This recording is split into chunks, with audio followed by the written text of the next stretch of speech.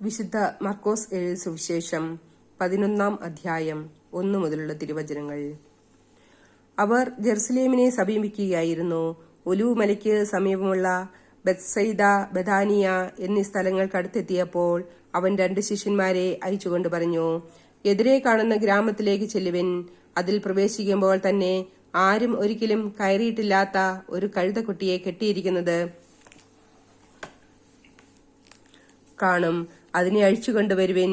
നിങ്ങൾ എന്താണ് ഇങ്ങനെ ചെയ്യുന്നതെന്ന് ആരെങ്കിലും ചോദിച്ചാൽ കർത്താവിന് അതിനെ കൊണ്ട് ആവശ്യമുണ്ട്, ഉടനെ തിരിച്ചയക്കുന്നതാണ് എന്ന് പറയുക. അവർ പോയി തെരുവിൽ ഒരു പടിവാതിക്കൽ ഒരു കഴുതക്കുട്ടിയെ കെട്ടിയിരിക്കുന്നത് കണ്ടു. അവർ അതിനെ അഴിക്കുമ്പോൾ അവിടെ നിന്നിരുന്നവർ അവരോട് ചോദിച്ചു, നിങ്ങൾ എന്തിനാണ് കഴുതക്കുട്ടിയെ അഴിക്കുന്നത്? യേശു പറഞ്ഞതുപോലെ ശിഷ്യന്മാർ മറുപടി പറഞ്ഞു. അതിനെ കൊണ്ടുപോകുവാൻ അവർ അനുവദിച്ചു. അവർ കഴുതക്കുട്ടിയെ യേശുവിന്റെ അടുത്ത് കൊണ്ടുവന്ന് അതിന്റെ പുറത്ത് തങ്ങളുടെ വസ്ത്രങ്ങൾ വിരിച്ചു. അവൻ കയറിയിരുന്നു. വളരെ പേർ തെരുവീതിയിൽ തങ്ങളുടെ വസ്ത്രങ്ങൾ വിരിച്ചു. മറ്റുള്ളവർ വയലിൽ നിന്ന് പച്ചിലക്കൊമ്പുകൾ മുറിച്ചു നിരത്തി. അവന്റെ മുമ്പിലും പിമ്പിലും നടന്നിരുന്നവർ വിളിച്ചു പറഞ്ഞു, ഹോസാന, കർത്താവിന്റെ നാമത്തിൽ വരുന്നവൻ അനുഗ്രഹീതൻ. നമ്മുടെ പിതാവായ ദാവീദിന്റെ സമാഗതമാകുന്ന രാജ്യം അനുഗ്രഹീതം. ഉന്നതങ്ങളിൽ ഹോസാന. അവൻ ജെറുസലേമിൽ പ്രവേശിച്ച് ദേവാലയത്തിനുള്ളിലേക്ക് പോയി. ചുറ്റും നോക്കി എല്ലാം കണ്ട ശേഷം നേരം വൈകിയിരുന്നതിനാൽ 12 പേരോടും കൂടെ ബദാനിയയിലേക്ക് പോയി. അടുത്ത ദിവസം അവർ ബദാനിയയിൽ നിന്ന് വരുമ്പോൾ അവന് വിശക്കുന്നുണ്ടായിരുന്നു. അകലെ തളിരിട്ട് നിൽക്കുന്ന ഒരു അത്തിമരം കണ്ട് അതിൽ എന്തെങ്കിലും ഉണ്ടാകും എന്ന് വിചാരിച്ച് അടുത്തു ചെന്നു. എന്നാൽ ഇലകളല്ലാതെ മറ്റൊന്നും കണ്ടില്ല. അത് അത്തിപ്പഴങ്ങളുടെ കാലമല്ലായിരുന്നു. അവൻ പറഞ്ഞു, ആരും ഇനിയൊരിക്കലും നിന്നിൽ നിന്ന് പഴം തിന്നാതിരിക്കട്ടെ. അവന്റെ ശിഷ്യന്മാർ ഇത് കേട്ടു.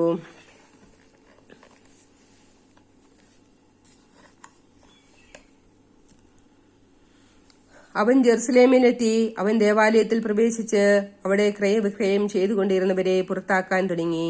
നാണയമാറ്റക്കാരുടെ മേശകളും പ്രാവ് വിൽപ്പനക്കാരുടെ ഇരിപ്പിടങ്ങളും അവൻ തട്ടിമറിച്ചിട്ടു. ദേവാലയത്തിലൂടെ പാത്രങ്ങൾ ചുമന്നുകൊണ്ടു പോകുവാൻ ആരെയും അവൻ അനുവദിച്ചില്ല. അവൻ അവരെ പഠിപ്പിച്ചു, എന്റെ ഭവനം എല്ലാ ജനതകൾക്കുമുള്ള പ്രാർത്ഥനാലയം എന്ന് വിളിക്കപ്പെടും എന്ന് എഴുതപ്പെട്ടിട്ടില്ലേ? നിങ്ങൾ അതിനെ കവർച്ചക്കാരുടെ ഗുഹയാക്കി തീർത്തിരിക്കുന്നു. ഇത് കേട്ടപ്പോൾ പ്രധാന പുരോഹിതന്മാരും നിയമജ്ഞരും അവനെ നശിപ്പിക്കുവാൻ മാർഗം അന്വേഷിച്ചു. കാരണം അവനെ അവർ ഭയപ്പെട്ടു. ജനങ്ങളെല്ലാം അവന്റെ പ്രബോധനങ്ങളെ കുറിച്ച് വിസ്മയിച്ചിരുന്നു. വൈകുന്നേരമായപ്പോൾ അവർ നഗരത്തിന് വെളിയിലേക്ക് പോയി.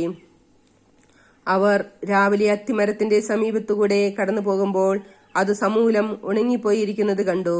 അപ്പോൾ പത്രോസ് അവനെ അനുസ്മരിപ്പിച്ചു, ഗുരു, നോക്കൂ, നീ ശപിച്ച അത്തിമരം ഉണങ്ങിപ്പോയിരിക്കുന്നു.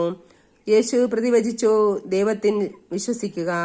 സത്യമായി ഞാൻ നിങ്ങളോട് പറയുന്നു, ആരെങ്കിലും ഈ മലയോട് ഇവിടെ നിന്ന് മാറി കടലിൽ ചെന്ന് വീഴുക എന്ന് പറയുകയും ഹൃദയത്തിൽ ശങ്കിക്കാതെ താൻ ഇച്ഛിക്കുന്നത് സംഭവിക്കുമെന്ന് വിശ്വസിക്കുകയും ചെയ്താൽ അവനത് സാധിച്ചു കിട്ടും. അതിനാൽ ഞാൻ പറയുന്നു, പ്രാർത്ഥിക്കുകയും യാചിക്കുകയും ചെയ്യുന്ന എന്തും ലഭിക്കുമെന്ന് വിശ്വസിക്കുവിൻ, നിങ്ങൾക്ക് ലഭിക്കുക തന്നെ ചെയ്യും.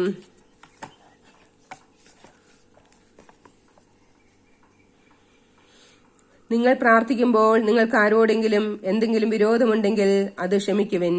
അപ്പോൾ സ്വർഗത്തിലുള്ള നിങ്ങളുടെ പിതാവ് നിങ്ങളുടെ തെറ്റുകൾ ക്ഷമിക്കും. അവർ വീണ്ടും ജെറുസലേമിൽ വന്ന് അവൻ ദേവാലയത്തിലൂടെ നടക്കുമ്പോൾ പ്രധാന പുരോഹിതന്മാരും നിയമജ്ഞരും ജനപ്രമാണികളും അവന്റെ അടുത്തെത്തി. അവർ അവനോട് ചോദിച്ചു, എന്തധികാരത്താലാണ് നീ ഇവയൊക്കെ ചെയ്യുന്നത്? ഇവ പ്രവർത്തിക്കുന്നതിന് ആരാണ് നിനക്ക് അധികാരം നൽകിയത്? യേശു പറഞ്ഞു, ഞാൻ നിങ്ങളോടൊരു കാര്യം ചോദിക്കാം, എന്നോട് ഉത്തരം പറയുവിൻ. എന്തധികാരത്താലാണ് ഞാൻ ഇവ ചെയ്യുന്നതെന്ന് അപ്പോൾ പറയാം. യോഹന്നാന്റെ ജ്ഞാനസ്നാനം സ്വർഗത്തിൽ നിന്നോ മനുഷ്യരിൽ നിന്നോ? ഉത്തരം പറയുവിൻ. അവർ പരസ്പരം ആലോചിച്ചു. സ്വർഗത്തിൽ നിന്ന് എന്ന് പറഞ്ഞാൽ പിന്നെ എന്തുകൊണ്ട് നിങ്ങൾ അവനെ വിശ്വസിച്ചില്ല എന്ന് അവൻ ചോദിക്കും. മനുഷ്യരിൽ നിന്ന് എന്ന് പറഞ്ഞാൽ അവർക്ക് ജനങ്ങളെ ഭയമായിരുന്നു. കാരണം യോഹന്നാൻ യഥാർത്ഥത്തിൽ ഒരു പ്രവാചകനാണെന്ന് എല്ലാവരും കരുതിയിരുന്നു. അതിനാൽ അവർ യേശുവിനോട് പറഞ്ഞു, ഞങ്ങൾക്കറിഞ്ഞുകൂടാ. അപ്പോൾ യേശു പറഞ്ഞു, എന്തധികാരത്താലാണ് ഞാൻ ഇവ ചെയ്യുന്നതെന്ന് ഞാനും നിങ്ങളോട് പറയുന്നില്ല.